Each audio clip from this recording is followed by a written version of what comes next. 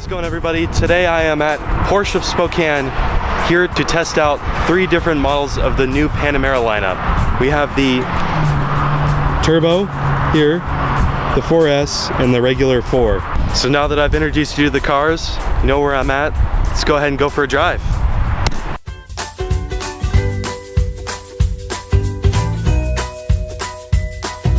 Alright everybody, so right now we have the 2017 Panamera 4. I'm just gonna basically take it for a little drive for you and just talk about how it drives, what I think about the interior, and what I think about that chassis, which it's huge, so it's probably gonna handle like a boat. Anyway, let's just go over a couple things about this car really quick. So it's a 2017 Panamera. We got the new body style, it's been redesigned. It has a 3-liter single turbo 6-cylinder from the Audi S4. It may not be the exact same one because I know Porsche does not like to do that.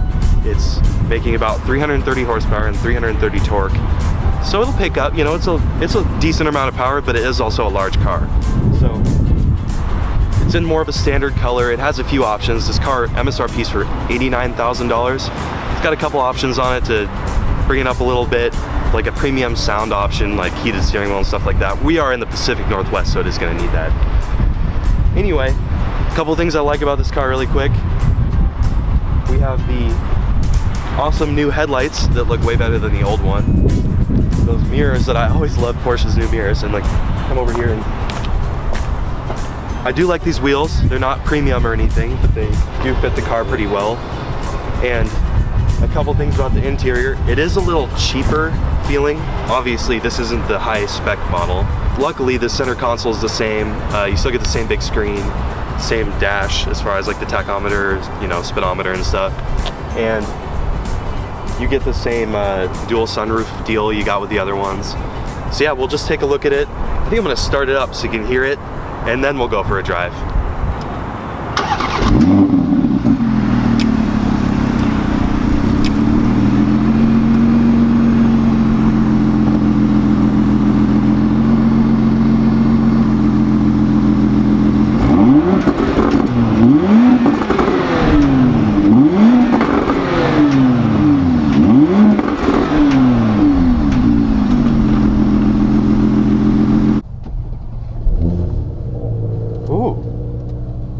Sounds good.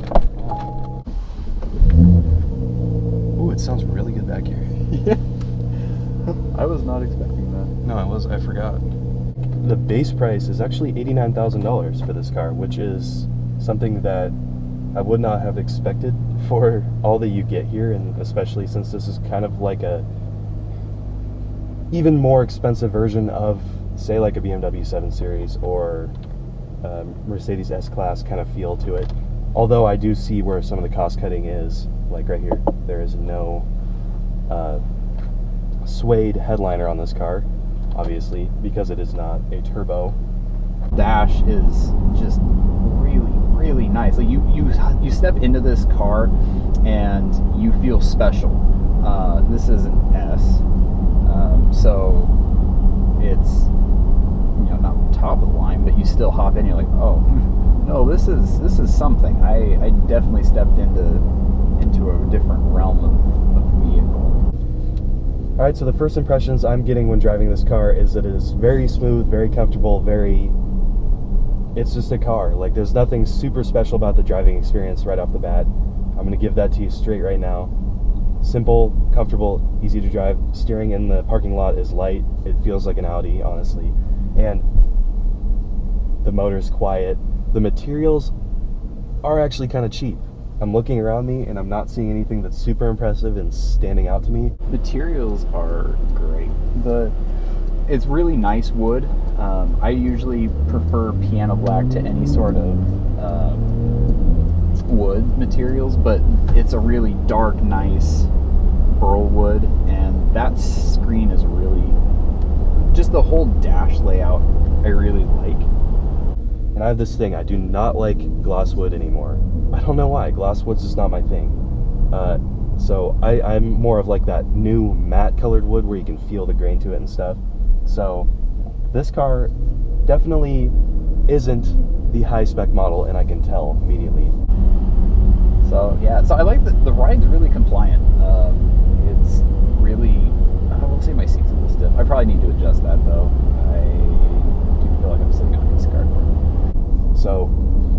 to take it for a little drive on some curvier roads, and we'll talk about the vehicle dynamics and see how well it performs in that aspect. So as far as it being a big luxury car, it doesn't pose itself as one. The motor is not lazy. The transmission, well, it's a PDK. The transmission's never lazy when it has those 3 letters. So as I get to drive this car more, I'm starting to like not the intake sound, but the exhaust sound. This 3-liter single turbo 6-cylinder actually has an okay note in the back. For some reason, the first thought I had when I got in this and started giving it a little gas was it sounded like a Nissan GTR, kind of like the vacuum cleanery sound that they make. It's not the best sound in the world, but it gives you that torque, and then you start to forgive that sound that it's emitting from the intake. Exhaust out the back, like name a car like the LS 460. You can't hear; those are silent. The 7 Series, really in the lower trims that this would spec against, you wouldn't hear it. S-Class, same deal. So Porsche's Motorsports is definitely that pedigree. So far, oh, there's I don't even have it in Sport. Okay, so now it's in Sport. Oops. So, ooh, it's shift down. Okay, it's still a little slow to respond. It's not like the quickest responding tune of this PDK. We'll say that the paddle grip, or like time between paddle and shift is slow. The shift is not slow, but there is kind of a disconnect there. The suspension just feels so floaty. Oh, the Sport button tightens it up a little bit though. A little tighter. The gas pedal seems a little stiff, but I'm getting used to it though, so it's not bad.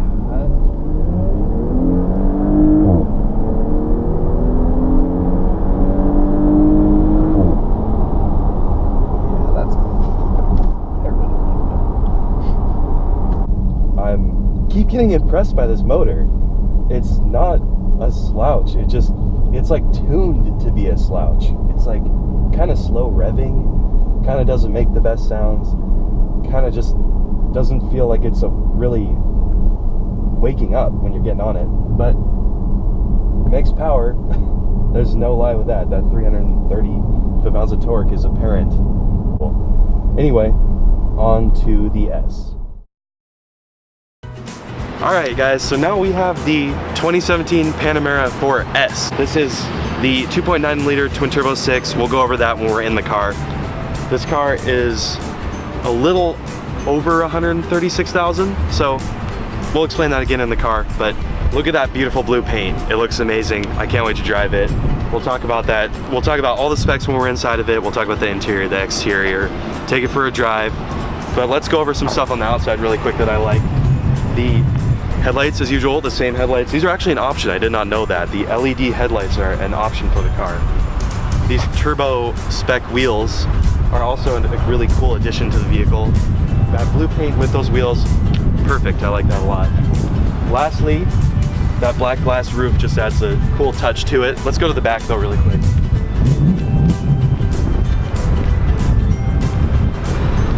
So we have the 4S, which means you get quad exhaust now instead of the ugly oval things that the 4 had. Definitely adds a good touch to the back. Now let's go inside and take it for a drive.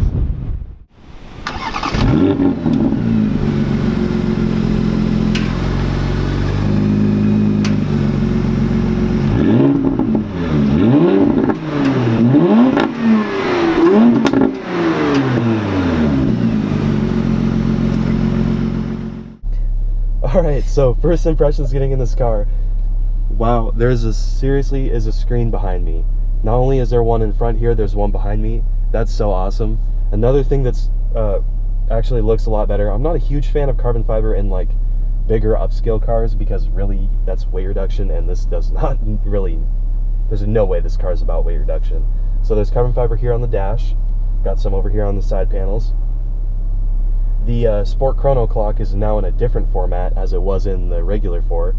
We also have a new like sport button kind of like section here on the steering wheel that you can switch between individual, you know, normal, sport plus. You also get better leather in this car. This is something I immediately noticed when I sat down in it. There is better leather on the dashboard. So it is definitely a jump up as far as price in that. I also noticed that this sunroof wasn't one touch, so that's new too as well. This is a one touch sunroof. So just some little things here and there that have definitely jumped it up in its price. I mean, obviously, $138,360. And this car has quite a few options. I'm not seeing the sound system option on here, so a little downgrade there. But you do get the sweet wheels, the better paint. LED headlights, I guess, are an option. I didn't even know that. So all of these have them. Also, we have the, well, let's talk about the motor really quick. It's a 2.9 liter, 440 horsepower engine from the Audi RS4 now, and RS5 as well. So again, I don't know like how close it is actually to the Audi version of this motor, because I know the turbo has its 4 liter that is different actually, even though it's the same displacement. They're all the same displacement as Audi engines, but anyway, it makes about 110 more horsepower than the 4, and we're gonna go ahead and take it for a drive and see what it's like. So let's do this. Yeah, it does feel better. I feel like and I could be wrong, the leather does feel softer, more supple. And then I just like carbon fiber. That's personal over anything, but it does feel a lot more special being in this car than the 4. My first taste of this car, just getting on it a little bit, you can hear turbo so much more present. This motor actually sounds better somehow. It's still a V6. It's just, I'm smiling right now so much. Oh my gosh, I love this car. The shifts are a little more crisp, not really too much. It's still this car is basically based on comfort, so I guess my expectations were a little too sharp as far as shifting quality. So shifts are a little better, not really a big difference there. The exhaust note is amazing though. I love that sound. I love the turbo spool sound. This motor feels like it's got nuts. Okay, so I have sport exhaust open, but everything else is in normal modes, and you feel powerful. I feel stately driving this. We've got in Sport Plus on some back roads so far. The suspension's definitely tighter. The rebound is kind of bumpy. There's bumps in this road that I did not feel with the 4 that I'm feeling right now. And excuse me, I have the window cracked a little bit, but the turbo sound is just so amazing that we are just smiling every second of this here. Oh my gosh. Just a little shift right here. We'll just slow down a little bit. Oh, okay.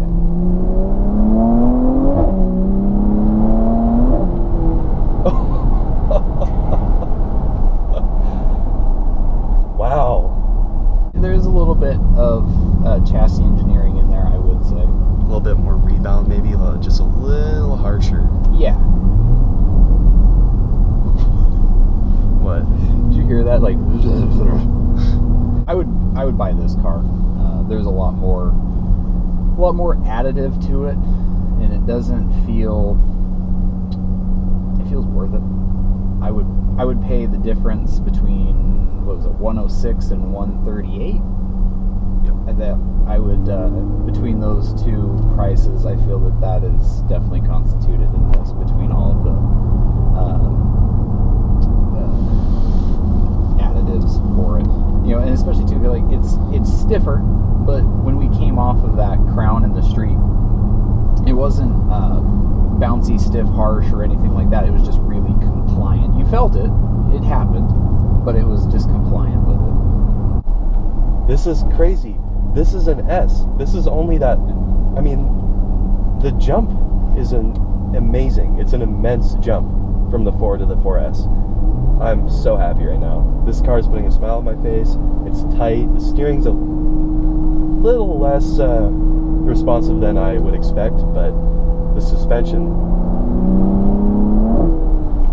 the engine, the suspension, the transmission, everything in this car is putting a smile on my face. Compared to that 4, it is quite the jump. Wow. I can't. It's special. It burbles, and when those shift farts, even just pulling off of, not even just pulling out of your neighborhood, being a civil neighbor, you don't beat the piss out of your eardrums, but you hear that fart and you're like, oh, there's something special going on somewhere, whether that be the transmission, the motor, wherever. There's somebody thought of that. That wasn't coincidental or accidental. There was purpose.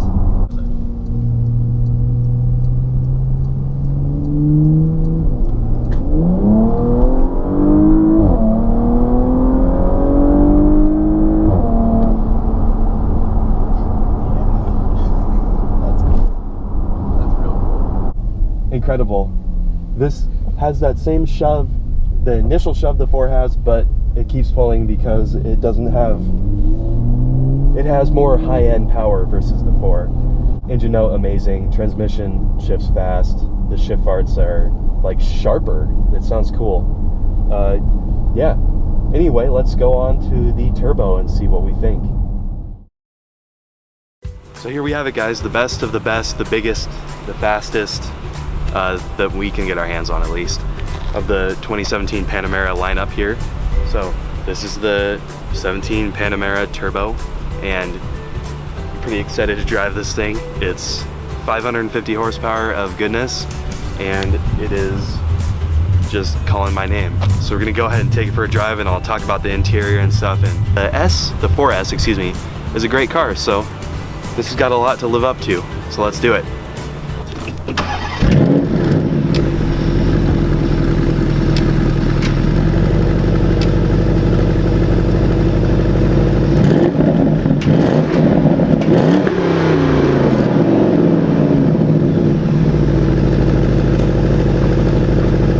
All right, so I just want to take a quick second to demonstrate this screen we have in here. Oh, don't play.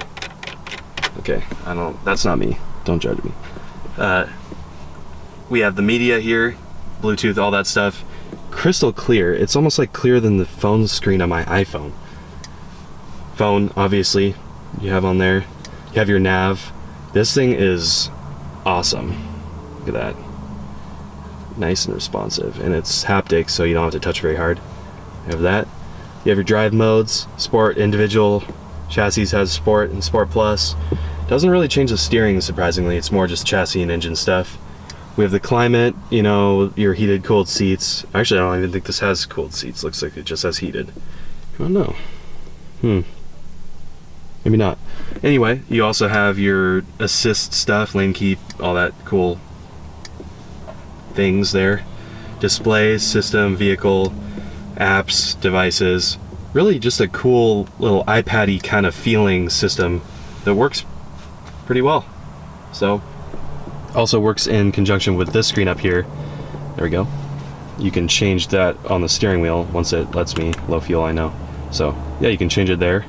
And you have this side as well. There's actually a screen here and a screen... Where'd it go? Oh, there it is. And a screen here. So, tech, screen. Bunch of information. Bunch of information. All these cool little touch buttons that actually, when you press them, have sort of like a clicky feel to them. So, very cool interior. I like it a lot. All of them get this too. You're not just getting this in the turbo, but I'm just demonstrating it in the turbo for everybody. So, yep. Is it recording? Yep. Okay, so first impressions driving this car are pretty similar interior-wise, again, to that 4, which is weird. I mean, the quality is better. I like it. I like the Alcantara, but I don't feel any different. Visually, I don't feel any different than I do in 4S. So, I mean, this is definitely going to shine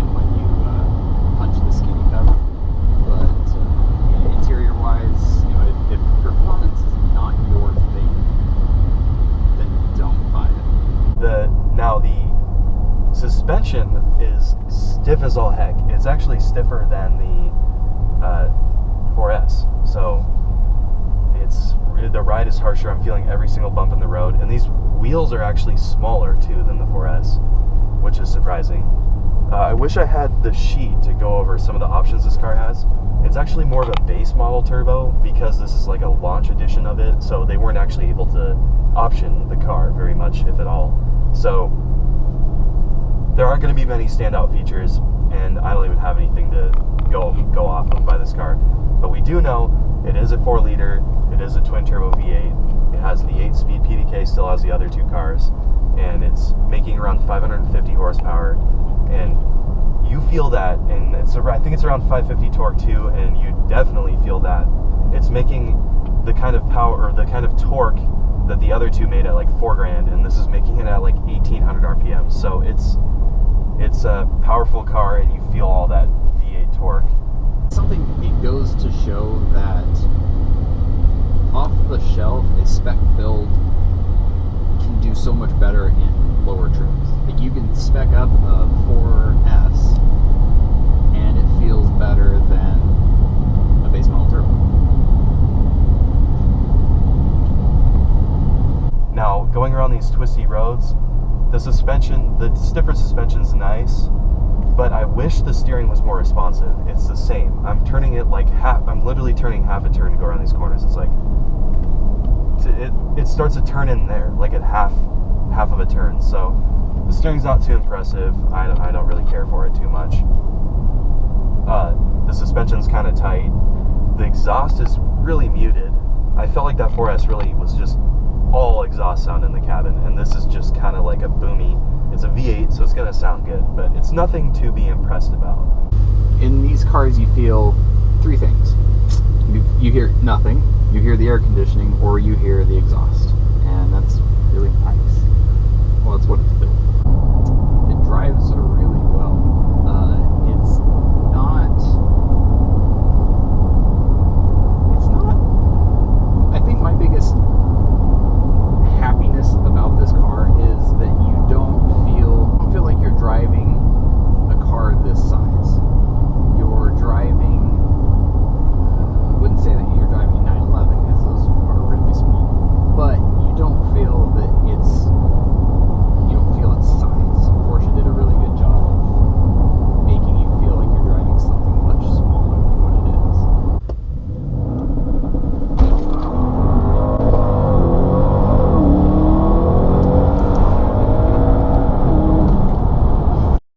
Ruined my gimbal. Let's just see like how much. Okay, so 48 miles an hour, third gear, get on it. Yeah, if the camera moving there didn't show you how much torque this thing has, then it's a lot. That's incredible. Alright, so there you have it, guys. I drove all three, gave you my opinions on them, and the winner of all of this comparison, in my opinion, personally, is the Panamera 4S. So much better than the others. I can't believe I'm even saying this, but such a good bang for your buck. I can't complain. It's just so much more personality in that car than this turbo. So leave a comment down below, tell me what you think, tell me what I did wrong, tell me what I did right. Thanks for watching. See you next time.